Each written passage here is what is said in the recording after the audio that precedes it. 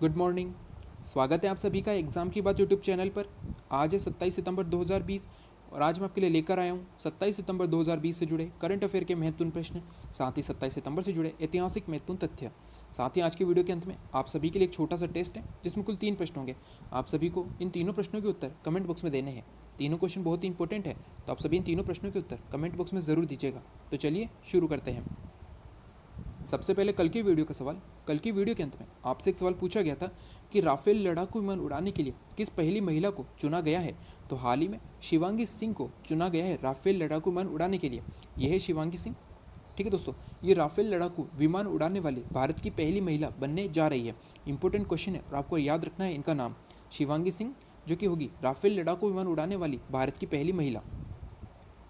वही बात करें कल के टेस्ट की, तो कल के टेस्ट का पहला प्रश्न था, निम्न में से किसने अपनी राजधानी दिल्ली से देवगिरी स्थानांतरित की थी। तो निम्न में से मोहम्मद बिन तुगलक ने अपनी राजधानी को दिल्ली से देवगिरी स्थानांतरित किया था। वही अगर बात करें तो देवगिरी का दूसरा नाम है दौलताबाद। आपको याद रखना है, देवगिरी का दूसरा नाम है दौलताबाद। तो अगर क्वेश्चन आ जाए कि दिल्ली से देवगिरी या फिर दिल्ली से दौलताबाद अपनी राजधानी को किसने स्थानांतरित किया था, नो, मोहम्मद बिन तुगलक ने। मोहम्मद बिन तुगलक था तुगलक वंश का तीसरा शासक। ठीक है दोस्तों, तो आपको याद रखना है कि दिल्ली सल्तनत में कुल कितने वंश हुए थे। तो दिल्ली सल्तनत में कुल 5 वंश हुए थे। पहला तो गुलाम वंश, जिसका संस्थापक था कुतुबुद्दीन ऐबक। दूसरा आया था खिलजी वंश, जिसका संस्थापक था जलालुद्दीन खिलजी। और तीसरा वंश था तुगलक वंश, जिसका संस्थापक कौन था, तो उसका संस्थापक था गाजी मलिक, जिसे कहा जाता है गयासुद्दीन तुगलक। तो आपको नाम याद रखना है कि तुगलक वंश का संस्थापक था गयासुद्दीन तुगलक, जिसका वास्तविक नाम था गाजी मलिक। और इसी के वंश में हुआ था मोहम्मद बिन तुगलक, जिसने अपनी राजधानी को दिल्ली से देवगिरी स्थानांतरित किया था। चौथा वंश था सैयद वंश, जिसका संस्थापक था खिज्र खान। ये क्वेश्चन मैंने आपको पहले ही पूछा था। ठीक है दोस्तों, और पांचवा और दिल्ली सल्तनत का अंतिम वंश था लोधी वंश, जिसका संस्थापक था बहलोल लोधी। तो आपको ये सभी इंपॉर्टेंट फैक्ट भी याद रखने हैं। तो आप याद रखिएगा, मोहम्मद बिन तुगलक के द्वारा अपनी राजधानी को दिल्ली से देवगिरी स्थानांतरित किया गया था। क्वेश्चन नंबर 2 था, पानीपत का द्वितीय युद्ध किस वर्ष हुआ था। तो पानीपत का द्वितीय युद्ध हुआ था 1556 में। जैसा कि आप जानते हैं कि पानीपत की कुल 3 युद्ध हुए थे। पहला हुआ था 1526 में, मुगल वंश के संस्थापक बाबर और लोधी वंश के अंतिम शासक इब्राहिम लोधी के मध्य। दूसरा युद्ध हुआ था 1556 में, और ये युद्ध हुआ था मुगल वंश के अकबर और हेमू के मध्य। ठीक है दोस्तों, और तीसरा युद्ध हुआ था 1761 में, जो हुआ था अहमद शाह अब्दाली और मराठाओं के मध्य। तो आपको ये तीनों इंपॉर्टेंट युद्ध याद रखने हैं, जिन्हें कहा जाता है पानीपत के युद्ध के नाम से। पानीपत का पहला युद्ध 1526, पानीपत का दूसरा युद्ध 1556 और पानीपत का तीसरा युद्ध 1761। क्वेश्चन नंबर 3 था, संविधान सभा के अस्थायी अध्यक्ष कौन बने थे। तो जब संविधान सभा का निर्माण किया गया था, तो सबसे पहले तो संविधान सभा के स्थायी अध्यक्ष के रूप में चुना गया था सच्चिदानंद सिन्हा। लेकिन संविधान सभा की नाराजगी के कारण संविधान सभा के स्थायी अध्यक्ष के रूप में बाद में चुना गया था डॉक्टर राजेंद्र प्रसाद को, जो कि संविधान सभा के स्थायी अध्यक्ष बने थे। और उसी समय सच्चिदानंद सिन्हा जी को संविधान सभा के अस्थायी अध्यक्ष का पद दिया गया था। तो आपको ये दोनों पद याद रखने हैं। संविधान सभा के स्थायी अध्यक्ष थे डॉक्टर राजेंद्र प्रसाद और अस्थायी अध्यक्ष थे डॉक्टर सच्चिदानंद सिन्हा। इंपॉर्टेंट क्वेश्चन है और आपको याद रखना है। तो ये था कल के वीडियो के टेस्ट से जुड़े तीनों इंपॉर्टेंट क्वेश्चन बहुत ही महत्वपूर्ण है और एग्जाम में बहुत बार देखे गए, तो आपको याद रखना है। साथ ही इनसे जुड़े इंपॉर्टेंट फैक्ट भी आप याद रखिएगा। वही बात करें 27 सितंबर से जुड़े महत्वपूर्ण तथ्य की, तो 27 सितंबर से जुड़े 2 सबसे महत्वपूर्ण तथ्य हैं। ठीक है दोस्तों, इनमें से पहला है 27 सितंबर 1905 को महान वैज्ञानिक हुए अल्फ्रेड आइंस्टीन ने प्रसिद्ध E=mc² का सिद्धांत दिया था। ठीक है दोस्तों, अगर क्वेश्चन आ जाए कि द्रव्यमान ऊर्जा समतुल्यता का सिद्धांत निम्न में से कौन सा समीकरण है, तो आपको याद रखना है E=mc² को कहा जाता है द्रव्यमान ऊर्जा समतुल्यता का सिद्धांत। ये क्वेश्चन जनरल साइंस से जुड़ा हुआ है और बहुत बार एग्जाम में आया हुआ है। ठीक है दोस्तों, आपको दे दिया जाता है कि द्रव्यमान ऊर्जा समतुल्यता का सिद्धांत कौन सा समीकरण देता है, तो आपको याद रखना है E=mc²। वही आपको याद रखना है कि E=mc² का सिद्धांत किनके द्वारा दिया गया था, तो अल्फ्रेड आइंस्टीन के द्वारा। और कब दिया गया था, तो 27 सितंबर 1905 को। इंपॉर्टेंट फैक्ट है और आपको याद रखना है।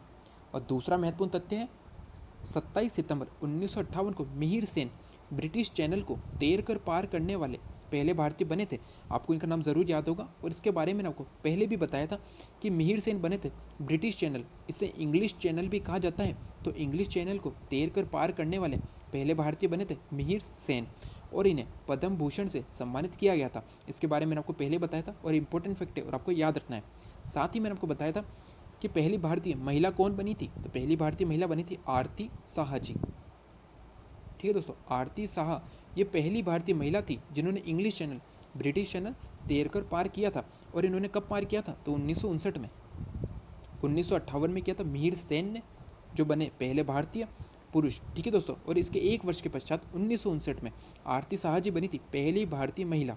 साथ ही मैंने आपको आरती साहा जी से जुड़ा एक इम्पोर्टेंट फैक्ट बताया था कि आरती साहा जी थी पद्मश्री से सम्मानित होने वाली पहली भारतीय महिला खिलाड़ी। ये सबसे इम्पोर्टेंट फैक्ट है और आपको याद रखना है कि भारत की पहली महिला खिलाड़ी कौन थी जिन्हें पद्मश्री से सम्मानित किया गया था, तो वे थी आरती साहा जी, जिन्होंने 1959 में इंग्लिश चैनल को तैर कर पार किया था। तो ये बहुत ही ज़्यादा इंपॉर्टेंट फैक्ट है एग्जाम के लिए, तो आप इन्हें नोट ज़रूर कर लीजिएगा। साथ ही आपको 27 सितंबर से जुड़े ये दोनों इंपॉर्टेंट फैक्ट भी याद रखने हैं। चलते हैं आज के पहले प्रश्न पर। आज का हमारा पहला प्रश्न है, विश्व पर्यटन दिवस कब मनाया जाता है, तो प्रत्येक वर्ष अंतर्राष्ट्रीय स्तर पर पर्यटन को प्रोत्साहन देने के लिए 27 सितंबर के दिन विश्व पर्यटन दिवस मनाया जाता है। तो आपको याद रखना है 27 सितंबर को मनाया जाता है विश्व पर्यटन दिवस। साथ ही आपको याद रखना है 2020 के विश्व पर्यटन दिवस की थीम, तो 2020 के विश्व पर्यटन दिवस जो मनाया जा रहा है 27 सितंबर को, इसकी थीम है टूरिज्म एंड रूरल डेवलपमेंट, और आपको हिंदी में याद रखना है पर्यटन और ग्रामीण विकास। ठीक है दोस्तों, तो आप याद रखिएगा पर्यटन और ग्रामीण विकास है विश्व पर्यटन दिवस की थीम 2020 की, और 27 सितंबर को मनाया जा रहा है विश्व पर्यटन दिवस। इंपॉर्टेंट क्वेश्चन है और आपको याद रखना है। चलते हैं अगले प्रश्न पर। क्वेश्चन नंबर 2 है, हाल ही में एसपी बाला सुब्रमण्यम जी का निधन हुआ है, ये किस क्षेत्र से संबंधित है, तो इनका नाम आपने ज़रूर सुना होगा, एसपी बाला सुब्रमण्यम जी। ठीक है दोस्तों, ये संगीत क्षेत्र से संबंधित थे, ये एक महान गायक थे एसपी बाला सुब्रमण्यम जी, और हाल ही में इनका निधन हो गया है। इंपॉर्टेंट क्वेश्चन है और आपको याद रखना है। क्वेश्चन नंबर 3 है, हाल ही में स्टेफनी टेलर महिला T20 में 3000 रन बनाने वाली विश्व की दूसरी महिला बनी है, ये किस क्रिकेट टीम से संबंधित है, तो आपको पहले याद रखना है कि महिला T20 में 3000 रन बनाने वाली विश्व की दूसरी महिला कौन बनी है, तो स्टेफनी टेलर। यह है स्टेफनी टेलर जो कि वेस्ट इंडीज़ क्रिकेट टीम की प्लेयर है। ठीक है दोस्तों, आपको याद रखना है स्टेफनी टेलर जो है वेस्ट इंडीज़ क्रिकेट टीम की प्लेयर, और ये हाल ही में महिला T20 में 3000 रन बनाने वाली विश्व की दूसरी महिला बनी है। वही अगर बात करें तो विश्व की पहली महिला कौन है जिन्होंने महिला T20 में 3000 रन बनाए हैं, तो वे हैं पहले स्थान पर न्यूजीलैंड की सूजी बेट्स। तो आपको ये दोनों नाम याद रखने, सूजी बेट्स है T20 में 3000 रन बनाने वाली विश्व की पहली महिला, और स्टेफनी टेलर जो है वेस्ट इंडीज़ से, ये बनी है दूसरी महिला T20 में 3000 रन बनाने वाली। इंपॉर्टेंट क्वेश्चन है और आपको याद रखना है। चलते हैं अगले प्रश्न पर। आज का हमारा अगला प्रश्न है, केंद्र सरकार ने कितने राज्यों को खुले बाजार से 9,913 करोड़ रुपए के अतिरिक्त कर्ज की मंजूरी दी है, तो हाल ही में केंद्र सरकार ने कुल 5 राज्यों को खुले बाजार से 9,913 करोड़ रुपए के अतिरिक्त कर्ज की मंजूरी दी है। अगर बात करें तो ये 5 राज्य कौन से हैं, तो ये 5 राज्य हैं। सबसे पहला है आंध्र प्रदेश, इसके बाद है तेलंगाना, फिर है कर्नाटक, चौथे पर है गोवा, ठीक है दोस्तों, और 5वें पर है त्रिपुरा। तो आपको ये 5 राज्यों के नाम भी याद रखने हैं।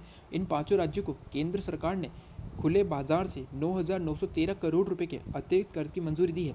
आपको ये चारों नाम याद हो जाएंगे। ये चारों नाम है पास में ही आंध्र प्रदेश, तेलंगाना, कर्नाटक, गोवा, और 5वां राज्य है पूर्वी भारत में त्रिपुरा। तो आप ये 5 नाम याद रखिएगा। ठीक है दोस्तों, तो चलते हैं अगले प्रश्न पर।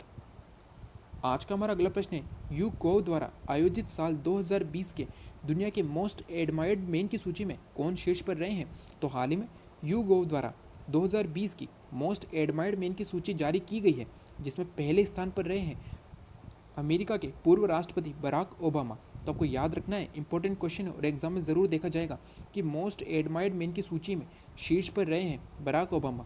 ठीक है दोस्तों, पहले स्थान पर है बराक ओबामा, और इसी लिस्ट में दूसरे स्थान पर है माइक्रोसॉफ्ट के CEO बिल गेट्स। ठीक है दोस्तों, वही अगर बात करें तो भारत से शीर्ष पर रहे हैं नरेंद्र मोदी जी, और दूसरे स्थान पर रहे रतन टाटा। ठीक है दोस्तों, तो आपको याद रखना है पहले स्थान पर है बराक ओबामा, दूसरे पर है बिल गेट्स, और भारत में पहले स्थान पर है नरेंद्र मोदी जी और दूसरे स्थान पर है रतन टाटा। तो इंपॉर्टेंट क्वेश्चन है, आपको याद रखना है। वही बात करें 27 सितंबर से जुड़े अतिरिक्त महत्वपूर्ण तथ्य की, तो अतिरिक्त महत्वपूर्ण तथ्य में एकमात्र तथ्य है कि भारत और इजराइल मिलकर करेंगे आधुनिकतम हथियार प्रणाली का निर्माण। तो आपको याद रखना है कि भारत किस देश के साथ मिलकर आधुनिकतम हथियार प्रणाली का निर्माण करने जा रहा है, तो इजराइल के साथ। इंपॉर्टेंट क्वेश्चन बन सकता है और आपको याद रखना है कि भारत और इजराइल आधुनिकतम हथियार प्रणाली पर कार्य कर रहे हैं। तो ये थे 27 सितंबर से जुड़े करंट अफेयर के कुछ महत्वपूर्ण प्रश्न। तो चलते हैं आज के टेस्ट वीडियो पे। आज के हमारे टेस्ट का पहला प्रश्न है, 2.5 दिन का झोपड़ा किस शहर में स्थित है। इंपॉर्टेंट क्वेश्चन है और बहुत बार एग्जाम में आया हुआ है। तो आपको बताना है 2.5 दिन का झोपड़ा किस शहर में स्थित है और इसका निर्माण किसने कराया था। तो इसका निर्माण कराया था गुलाम वंश के संस्थापक कुतुबुद्दीन ऐबक ने। ठीक है दोस्तों, कुतुबुद्दीन ऐबक जो कि गुलाम वंश का संस्थापक था, ये मोहम्मद गोरी का दास था। मोहम्मद गोरी ने भारत से जाते वक्त अपना शासन इसी के हाथों में दिया था, कुतुबुद्दीन ऐबक के हाथों में, और इसी ने 2.5 दिन के झोपड़े का निर्माण करवाया था। तो आपको बताना है 2.5 दिन का झोपड़ा निम्न में से किस शहर में स्थित है। क्वेश्चन नंबर 2 है, अकबर का मकबरा कहाँ स्थित है। ठीक है दोस्तों, आपको बताना है, आपके पास है 4 ऑप्शन कि निम्न में से अकबर का मकबरा कहाँ पर स्थित है। चलते हैं अगले प्रश्न पर। आज के टेस्ट का क्वेश्चन नंबर 3 है, भारतीय विश्वविद्यालय अधिनियम किस वर्ष पारित हुआ था। इंपॉर्टेंट क्वेश्चन है और बहुत बार एग्जाम आया हुआ है। तो आपको बताना है भारतीय विश्वविद्यालय अधिनियम किस वर्ष पारित हुआ था। वही मैं आपको बता दूं कि भारतीय विश्वविद्यालय आयोग की स्थापना हुई थी 1902 में। ठीक है दोस्तों, भारतीय विश्वविद्यालय आयोग बना था 1902 में। आपको बताना है भारतीय विश्वविद्यालय अधिनियम किस वर्ष पारित हुआ था। साथ ही आप ये भी बताइएगा कि उस समय भारत का वायसराय कौन था। तो आपको ये दोनों क्वेश्चन के आंसर देने हैं। पहला तो ये भारतीय विश्वविद्यालय अधिनियम किस वर्ष पारित हुआ और उस समय भारत का वायसराय कौन था। ठीक है दोस्तों, तो ये था 27 सितंबर के टेस्ट के तीनों इंपॉर्टेंट क्वेश्चन। आपको इन तीनों के आंसर कमेंट बॉक्स में देने हैं। तीनों क्वेश्चन बहुत ही इंपॉर्टेंट है, तो आप सभी इन तीनों प्रश्नों के आंसर बॉक्स कमेंट बॉक्स में ज़रूर दीजिएगा। तो चलते हैं आज के सवाल पर। आज के वीडियो का सवाल है, राष्ट्रीय कृषि उच्च शिक्षा परियोजना के तहत हाल ही में किसके द्वारा कृतज्ञ हैकाथॉन का आयोजन किया गया है। तो ये क्वेश्चन कल के वीडियो से रिलेटेड है। इसके बारे में आपको कल के वीडियो में बताया था। तो इसका आंसर आपको कमेंट बॉक्स में देना है कि राष्ट्रीय कृषि उच्च शिक्षा परियोजना के तहत हाल में किसके द्वारा कृतज्ञ हैकाथॉन का आयोजन किया गया है। आपके पास है 4 ऑप्शन, तो इसका आंसर आप कमेंट बॉक्स में ज़रूर दीजिएगा।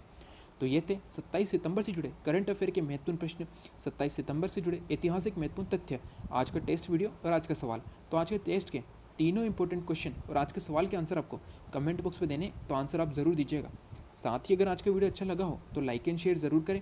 साथ ही वे सभी जो चैनल पर नए हैं उन्हें वीडियो अच्छा लगे, उपयोगी लगे, तो सब्सक्राइब करना न भूलें। साथ ही बेल आइकन ज़रूर दबाएं, जिससे कि आने वाले वीडियो की तुरंत जानकारी आपको मिल सके। Thank you.